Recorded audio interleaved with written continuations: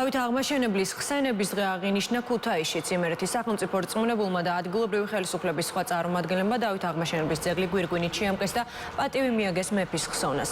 დავითობის აღსანიშნავ ღონისძიებაში მონაწილეობდნენ ჩოხოსანთა საზოგადოების წევრები, ასევე გენერალ გიორგი კვინიტაძის სახელობის კადეტთა სამსახურის ლიცეუმის კადეტები.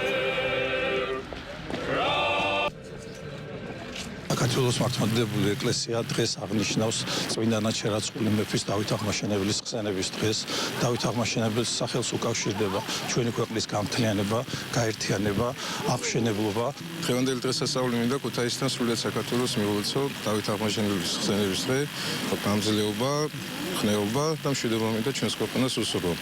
განსაკუთრებით აღინიშნება ყოველთვის დავით აღმაშენებლის ხსენების დღე ქუთაისში. 8 თებერვალი დავით აღმაშენებლის ხსენების დღეა ჩვენი უდიდესი მეფის, რომელმაც თვითონ ბრძანა, რომ პატიოსანი ჯვარის ძალით შევძელი და გავაერთიანე ჩემი ქვეყანა, ჩემი ერი, ბერი, რომელმაც უმნიშვნელოვანესი ღვაწლი შეიტანა ჩვენი ქვეყნის გაერთიანებასა და სიძლიერეში.